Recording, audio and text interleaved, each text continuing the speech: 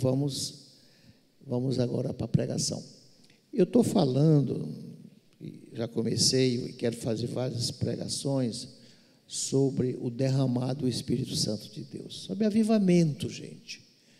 A igreja ela precisa ser avivada. A igreja nos Estados Unidos está muito fraca. A igreja da Europa praticamente acabou. A igreja brasileira está cheia de falsas doutrinas, de escândalos. Está precisando de um avivamento. Eu estou seguindo um grande livro, um grande teólogo. Sempre foi primeiro lugar quando ele era vivo, em Oxford. Oxford leva as criancinhas geniais tudo para lá. Ele é um gênio, deixou. Só o livro de Romanos são 13 volumes. 13 volumes da epístola de Roma, que Paulo escreveu em Romano. Ele tem 13 volumes. Ele é um gênio. Para mim, é o maior gênio, depois de São Paulo, né, da igreja, nesses 2000 anos, para mim, inconteste. Eu nunca vi ninguém contestar desse cara. Nunca vi. Ele e John Stott também, são dois ingleses, né? Mas John Stott cita muito ele, Martin Lloyd Jones. Estou seguindo o livro dele. E ele vai buscar textos incríveis, né, para nos dar orientação sobre avivamento. Então, eu queria que vocês pegassem a Bíblia de vocês, nós vamos falar, aí a gente vai continuando. Gênesis capítulo 26, 12 a 18. Te garanto que não passo de meio-dia. Qualquer coisa eu interrompo, a gente continua na próxima vez. Vamos ler esse texto. Olha onde ele foi buscar avivamento. É impressionante ele. Eu jamais suspeitaria que aqui está um texto genial sobre avivamento. Verso 12, Gênesis 26, 12. Semeou Isaque naquela terra. No mesmo ano, recolheu 100 por 1.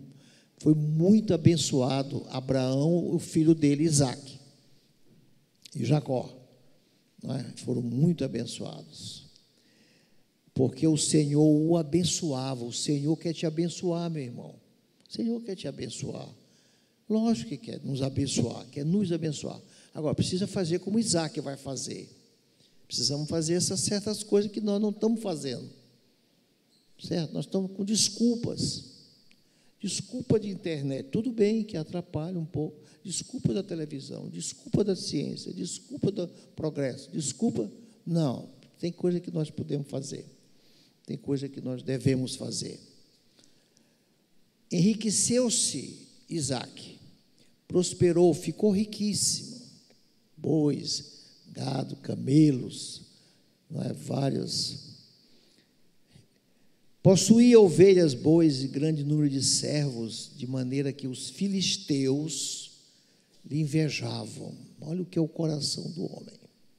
Coração, nós estamos vivendo aqui, não é? Bênção, Deus, mas nós temos o coração da gente. Impressionante. Coração da queda do homem. O coração da queda do homem, que Jeremias diz, desesperadamente o quê? Corrupto. Coração do homem. Impressionante. Então, a gente precisamos melhorar. E o Espírito Santo quer fazer isso e está fazendo. E vocês já melhoraram muito. Mas precisamos melhorar muito mais. Para que Deus derrame suas bênçãos sobre nós. Muito mais, abundantemente.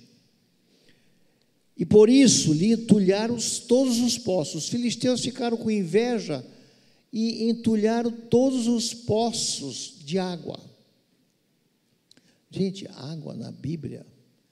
Você se lembra de alguma passagem na Bíblia que Jesus falando sobre água? Água é o símbolo do Espírito Santo. Água é vitalidade. Sem água ninguém vive. Você passa até um mês sem comer, mas sem água não dá para viver. Mais de uma semana tu vai morrer. Água é o símbolo do Espírito Santo. Água é vida, água é poder, é vitalidade. Sem água, do seu interior fluirão o quê? Rios de água viva. Jesus falando para nós. O que é isso? Do teu interior vai sair o Espírito Santo abundantemente na tua casa. Na tua casa, Bernardo vai ver. O Espírito Santo vai fazer com que o marido trate melhor sua esposa, a esposa trate melhor seu marido. e os dois terão vida santa, resistirão às tentações. O coração do homem é corrupto, as tentações lá fora, todos nós estamos sujeitos, gente, todos nós, não tem exceção não. E por isso lhe entulharam os postos que os servos de seu pai, Abraão, veja só, Isaac não vai atrás de coisinha nova, de coisinha nova, novinha, novidade. Quais são as novidades? Eu vou para uma igreja da novidade. Não, coisas antigas. Nós temos que ver a história da igreja, o que está no livro de Salmos, o que está no livro dos profetas. As coisas continuam, não mudaram nada, gente. O homem é o mesmo de sempre. Está na Bíblia. Você não vai encontrar mais corrupção. Você fala de corrupção. Hoje em dia, a corrupção, cara, hoje em dia. Leia Gênesis capítulo 6. Deus dizia: eu me arrependi de ter criado o homem. Vou mandar um dilúvio, que é tanta corrupção. Nunca houve tanta homossexualidade como naquela época. Sodoma e Gomorra. Nunca houve tanta homossexualidade quanto no Império Romano. Império Grego. O que é de hoje? Hoje nada. Sempre houve. Sempre houve. A história é a mesma. Então nós precisamos como agir diante de uma coisa que é antiga, não é recente. Está todo mundo botando as coisas como recente. Hoje em dia. Não, sempre houve perigo de vida. Naquela época, então, as guerras eram intensas. Hoje você vive quase sem guerras, poucas guerras. Muito poucas tem, mas poucas. Não é? Estão vivendo uma agora lá no leste europeu, mas não são intensas, não são extensas como eram antigamente, onde o homem era treinado para guerrear, para matar. Era assim. Hoje não. Hoje, qual foi a educação que eu recebi de guerra? Nenhuma. Não é?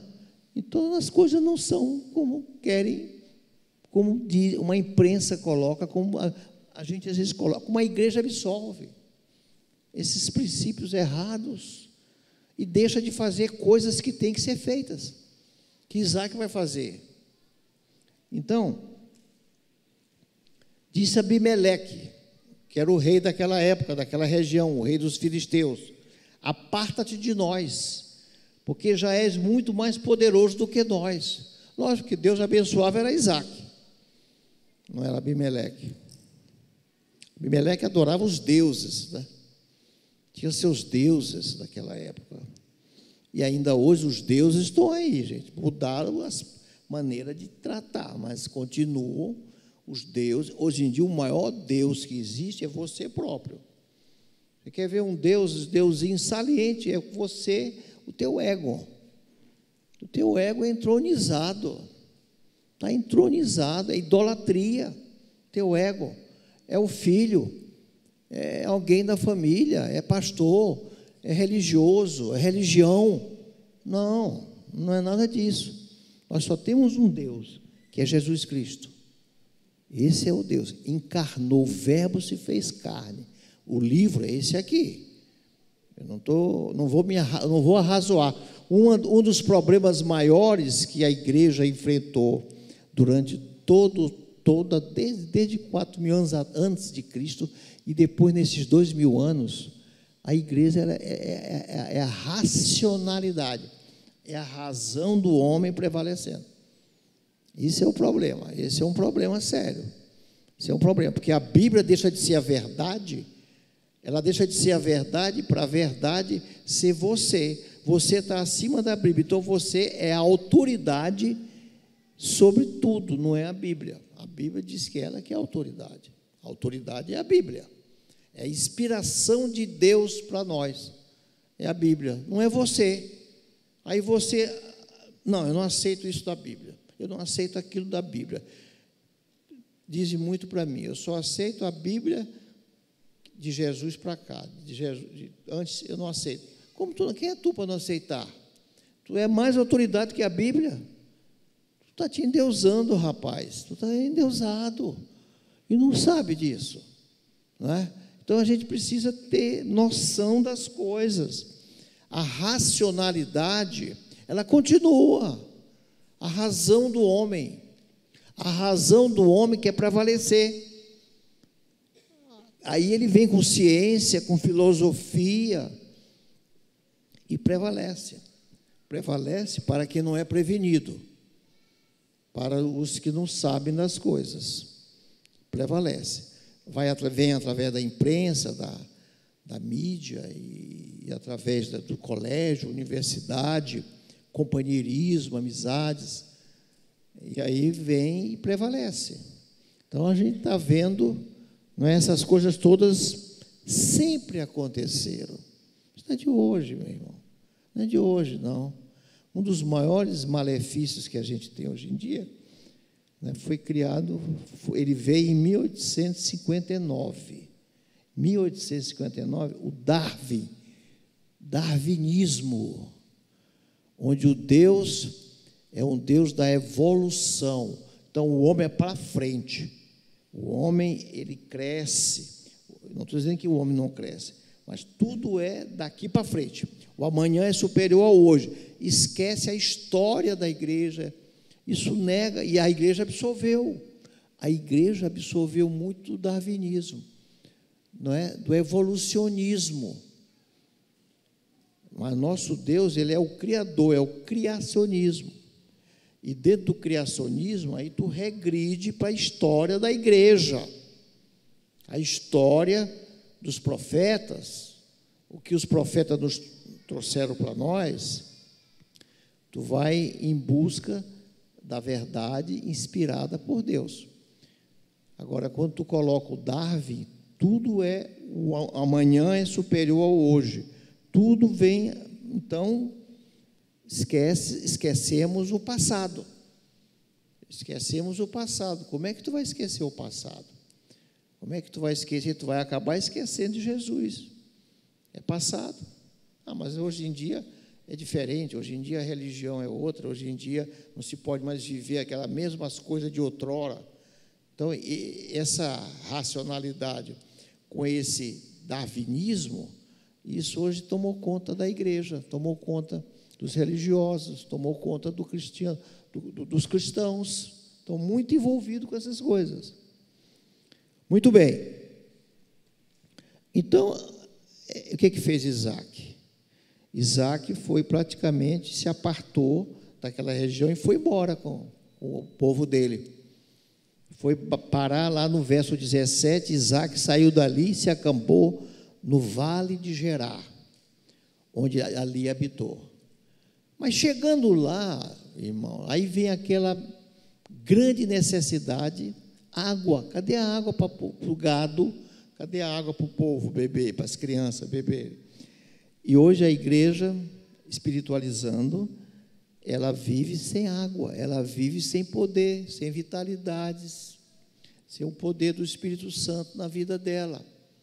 Você vê quando Israel foi Deus libertou, e estava no livro de Isaías, 100 anos antes, Ciro iria libertar Israel da Babilônia, de Nabucodonosor.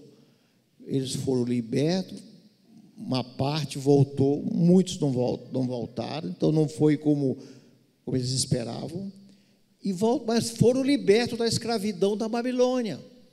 Aí tu vai lá para o Salmo 85, que está falando disso, verso 6, o povo pedindo para ser vivificado. Vivificado é avivado. Senhor, vivifica-nos. Mas vocês foram libertos, gente. Vocês foram abençoados demais. Mas eles estavam pedindo para ser, quer dizer, o povo de Deus que estava lá em Jerusalém, pedindo para Deus avivar a obra dele lá em Jerusalém. É um paradoxo um negócio desse. Como é que está? Foram libertos da escravidão. Como é que vocês estão pedindo? Vivifica-nos. Eles estavam ainda sob domínio dos povos em volta, os filisteus daquela região, dominando, plantavam, na época da colheita eles iam lá e tomavam. O gado, eles iam lá e tomavam.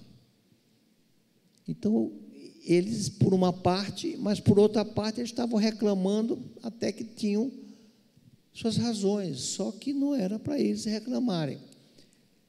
O sacrifício que eles ofereciam para Deus era de animais cegos. O que é que não presta nele? Praticamente assim, o que é que não presta no rebanho? Tem um animalzinho coxo, é esse, oferece lá vamos oferecer como sacrifício. É um animal cego, é esse. É um animal que foi despedaçado por fera. Traz aqui, vamos oferecer como sacrifício no templo, onde o cordeiro era imolado em uma analogia ao Cordeiro de Deus, que João Batista disse, ó, eis o Cordeiro de Deus, quando ele apareceu, quando Jesus apareceu. Esse é que é o Cordeiro de Deus, que vai tirar o pecado do homem. Esse é que é o Cordeiro de Deus. Então, aquele Cordeiro tinha que ser perfeito. Eles não davam atenção, não estavam dando muita atenção à restauração do templo. E aí, o que Deus fez? Deus deixou que eles fossem ainda subjugados pelo inimigo. Deus deixa, gente. Deus permite. Deus permite. Por que Deus não tirou os povos em volta de Israel, que até hoje estão lá em volta de Israel, perseguindo o tempo todo? Até hoje, você pode dizer, não, eu não acredito nessa história. Como até hoje? Olha para a história, veja lá. Eles estão lá em volta, perseguindo, dominando, e Israel se defendendo, se preparando para ataques, hoje em dia, 2023. Então, essa disputa, ela é bíblica, mas também ela continua servindo de testemunha. E Jesus veio como cordeiro para substituir aquelas ofertas que eram oferecidas. Então, eles estavam pedindo, embora libertos, como nós, mas nós precisamos ser vivificados. Vocês estão entendendo bem? Precisamos ser avivados. Por que na casa tua, pai não se converte, a mãe não quer saber, a filha está brigada com o marido está brigado com a filha? O que está havendo nessa casa? Falta vivificação, falta ser avivado, falta um derramado do Espírito Santo de Deus. Então, por que razão tudo isso? Olha o verso 18. O que Isaac fez? Isaac foi atrás de coisas novas, novidades. Hoje todo mundo só quer saber de novidades. Uma coisinha nova, diferente, todo mundo só quer saber dessas coisas. E tornou Isaac a abrir os poços que se cavaram nos dias de Abraão. Ele não foi fazer coisa nova, não. Ele foi cavar os poços que os filisteus entulharam. A água existia, lá no fundo tinha água viva. A água está disponível para nós, porém os poços nossos estão entulhados. Entulhados. O que nós temos que fazer? Mudar de religião? Procurar novos poços? Mudar de igreja? Precisamos limpar os poços. O que fez Isaac? Então, verso 18, tornou Isaac a abrir os poços que se cavaram nos dias de Abraão, seu pai, porque os filisteus os haviam entulhado depois da morte de Abraão, e lhe deu o mesmo nome que já seu pai lhe havia posto. Então, Isaac era muito rico, era muito poderoso, conforme Abimeleque havia dito, conforme a Bíblia afirma. Mas Isaac mandou buscar o dinheiro que ele tinha. Vou mandar buscar exploradores de poços para resolver meu problema. Não. Mandou buscar adivinhos? Não. Andou cavando novos poços? Não. Ele procurou trazer os poços, procurar os poços antigos e limpar os poços. Isaac cavou poços de água que Abraão cavou, pai dele. Seu pai era um perito, Foi muito abençoado por Deus em encontrar água, que é vitalidade para a nossa saúde. A água é vitalidade. A água na igreja é vitalidade na igreja. É poder na igreja, igreja poderosa, mas poderosa mesmo. É o símbolo do Espírito Santo. É assegurar a sobrevivência vital das células, da comunhão. Não é só zoada. Tem igreja que é só zoada, não tem nada, não tem muita coisa não. Não tem nem doutrina, às vezes a igreja tem. Então, durante muito tempo, a igreja, ela viveu e ainda vive, os elementos são os mesmos. Veja só, era antigo, era. Por exemplo, logo nos primeiros 300 anos depois de Cristo, um homem chamado Ário criou o arianismo. O arianismo negava qual é o centro deles contra Deus. Jesus. Que Jesus não era Deus, que Jesus não era filho de Deus, que Jesus não, a Trindade, negava a Trindade, o arianismo.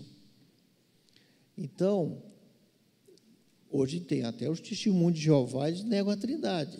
Não mudou? Mudou? Não. Muita gente não crê que Jesus é o Cordeiro de Deus que tira o pecado. Quem é que tira o teu pecado? Pastor, eu que tiro. Tu não, isso é pecado teu. Isso é idolatria, tu achar que tu tira o teu pecado. Quem tira pecado é Jesus. É uma maneira de destratá-lo. A gente vai conversar hoje em dia com muitos irmãos, a gente vê muito ele trazendo para si, não é? Eu não estou dizendo em outras áreas, eu não estou falando, não é que não tem sua importância, tem, mas tu vais colocar para ti a meritocracia da salvação pelo amor de Deus. Tu jamais pode fazer isso. Mas a gente sente, quando a gente conversa com as pessoas, o meia-meia, às vezes. Às vezes, só pela obra serei salvo, praticamente. Eu criei um versículo aqui, não é por obra. A Bíblia diz, não é por obra, é por Ele. É pela morte dEle na cruz que foi pago. Não foi perdoado, pecado, céu, não foi perdoado, foi pago pelo sangue dEle. Pelo precioso sangue de Jesus, foi pago nossos pecados, foi colocado nele todo o nosso pecado. Não pensa que em ti tem algum pezinho de pecado, não, que tu vai depender de ti, não vai não. Olha, Lutero passou anos e anos sofrendo, porque nós somos pecadores, nós somos irados, zangados, falhamos, perdoamos às vezes com dificuldade, às vezes não é, a gente sabe disso, nós vivemos, sabemos disso, mas, e Lutero vivia em crise, porque como é que eu, um pecador, e vendo a igreja dele, não é, até vendendo indulgências com água benta e outros elementos de purificação, e ele diz, como é que pode eu, todo dia, Lutero tinha crises existenciais tremenda, a fé dele abalada mesmo, e até que Lutero entendeu que o justo viverá pela fé em Jesus Cristo. Mas por que essa fé em Jesus Cristo? Pela obra de Jesus Cristo, pela obra. Que obra, pastor? Qual é a obra? Que obra é essa? Que nem que o senhor está falando de obra. Pela obra da crucificação. Esse pão e esse vinho é um símbolo. Aí Lutero entendeu, isso está lá em Romanos 1,17, era bom que vocês possam ler. de fé em fé, não é?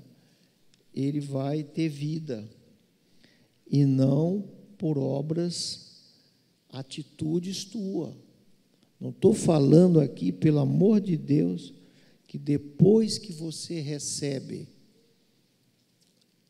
essa fé nele, pela cruz do Calvário, pelo sangue derramado, não é? Eu não estou dizendo que tu não vai mudar de vida, lógico que vai.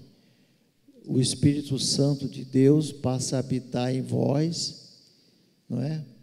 A quem Jesus Cristo falou: eu mandarei, vocês não ficarão órfãos, eu mandarei o outro, a Trindade, meu irmão.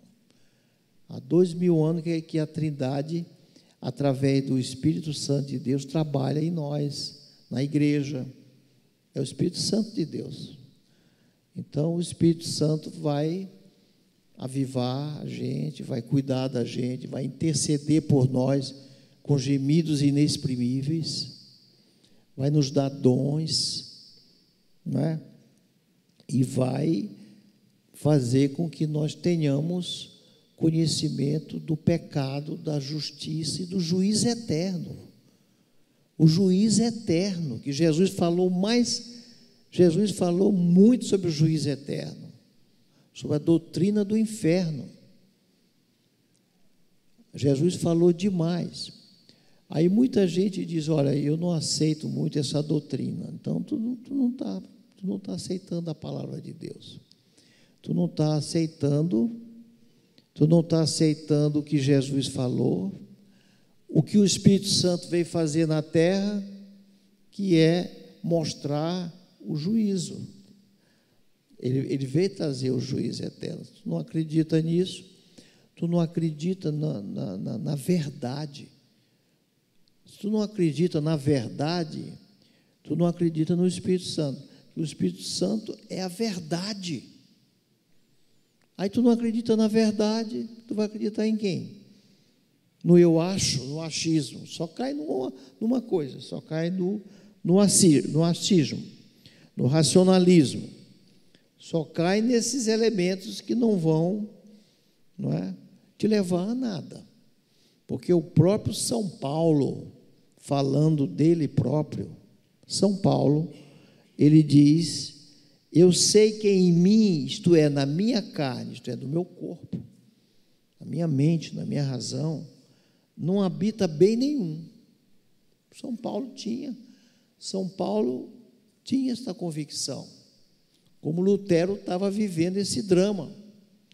Aí veio sobre o Lutero a revelação para ele da doutrina da justificação. Você primeiro é o quê? Justificado, santificado ou regenerado? Vocês já pensaram nisso? Eu tenho certeza que muita gente aqui vai errar. Sabia que muita gente aqui vai errar? Quem é a favor da primeira justificação? Quem é a favor primeiro da regeneração? Ninguém levanta nada. Quem é a favor da glorificação? Primeiro é a regeneração, meu irmão. A primeira coisa, como é que tu vai falar para o morto? O cara está morto nos seus pecados e delitos, diz a Bíblia. Como é que tu vai falar para o morto? Ei, rapaz, levanta, ei, não sei o quê. Tu não pode falar com o morto, pode? Agora, primeiro tu é regenerado. Isso depende, sabe de quem? Do Pai. O Pai vos escolheu para mim. Meu Pai escolheu vocês para mim. Não perderei nenhum sequer. O Pai. Então vem do céu. O homem não busca Deus em nenhum, ninguém. Só Jesus buscaria na encarnação, buscaria o Pai. Jamais o Pai, homem nenhum, busca Deus. Deus foi quem nos achou, gente. Deus que te procurou e te trouxe para Ele, te trouxe para cá. E para isso, Ele te regenerou. Jesus é luz, é a luz do mundo. Jesus é a luz do mundo. Jesus é o Cordeiro de Deus. Então, tu tem que crer no nascimento virginal de Jesus, tu tem que crer nisso. Nasceu da mulher virgem, aí entra logo a obra poderosa. Tu não crê, não, eu creio, mas eu não creio. Por que tem que ser virgem? Maria tinha que ser virgem. Por que não? Porque o Espírito Santo é a verdade. Se ele foi quem envolveu Maria e ela engravidou, ele não é, e ele não pecou, porque se fosse feito por Maria e José, ele era pecador como eu, como você. Não há ninguém no mundo que não pecou, exceto Jesus Cristo, porque foi obra do Espírito Santo, obra da verdade e da vida. Eu sou o caminho, a verdade e a vida. Então, Paulo diz lá, ora, se faço, porque eu sei que em mim, isto é, na minha carne, não habita bem nenhum, pois o querer o bem está em mim, não porém o efetuá-lo. Eu quero às vezes fazer o bem, mas eu não consigo fazer. Eu quero ajudar naquela obra, mas eu sei que ali tem cego, tem gente necessitada, passando fome, mas eu não vou. O querer o bem, eu sei que minha esposa sofre, mas eu não vou abrir para ela. Aí enche o homem de orgulho, de presunção, de vaidade. É o coração do homem. Então, a primeira coisa que a gente vai melhorar muito é depois da regeneração, que é o primeiro passo. O primeiro passo da salvação é você ser apanhado por Deus. Tanto é que a Bíblia chama os eleitos de Deus. Não está aqui porque tu quer estar, não, meu. Não tem mérito nenhum. Não tem mérito nenhum. E tu está aqui, obra do Espírito Santo, e tu tem um advogado que está sentado à direita do Pai, entronizado. E ele é, sabe o quê? Um homem que está sentado lá. Ele se tornou homem, porque hoje tem um homem sentado à direita do Pai, para que muitos homens alcancem a salvação, que são os filhos por adoção. Ele é o unigênito, e ele está trazendo muitos filhos por adoção, não é? Obra do Pai que escolheu, o Filho que deu a vida. Sem a vida na cruz não há salvação. Sem derramamento de sangue não há salvação. Até agora não vi nenhum mérito nosso. E depois, o ato de regeneração do Espírito Santo, que é o primeiro ato, para depois vir a justificação. E ainda não veio a glorificação. Isso é futuro. Isso é futuro. E antes da glorificação tem a separação, que é a santificação. A santificação é a tua separação. Tu está separado por Deus, pela Trindade. Então, São Paulo diz lá, no verso 24, desventurado homem que eu sou. Como é que está na tua Bíblia? A palavra desventurado, eu acho mesmo, tem uma palavra que é melhor em outras Bíblias. Qual é? Leia aí. Não é desventurado, é Romanos 7, 24. Eu prefiro a outra palavra do que desventurado, né? Hein? Miserável, pronto. Pastor Jean diz, miserável homem que sou. Essa palavra é melhor do que desventurado, né? Essa palavra, na minha Bíblia tem a ARA atualizada. Desventurado homem que sou. Não, miserável homem que sou. Aí Paulo continua, né? Ele não para aí, não. Quem me livrará do corpo desta morte? Quem vai me livrar do fogo eterno? Aí a Bíblia responde, nosso Senhor Jesus Cristo.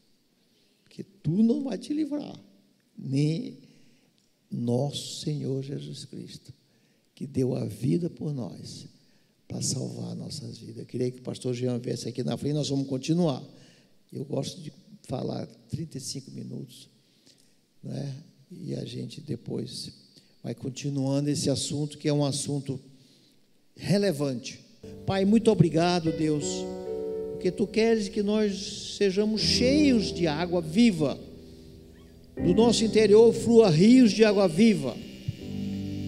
E nós queremos orar pelo Renato Araújo, que está na UTI do Socorrão 2. Pai, visita ele com Teus anjos, meu Pai, esteja presente com os médicos, com a equipe médica, enfermagem, auxiliares, respiradores, medicamentos, para que ele possa voltar para a sua casa. Nós cremos no poder de Deus. Pai, estamos estudando como avivar a obra do Espírito Santo em nossas vidas, para que nós estejamos cheios de poder, para podermos orar e as coisas acontecerem muito mais do que vem acontecendo. Que Deus abençoe ao Renato, em nome de Jesus, amém. Senhor, que o amor de Deus Pai Todo-Poderoso, a paz do nosso Senhor Jesus Cristo, as doces consolações do Espírito Santo de Deus, esteja agora e para sempre conosco. Digam amém.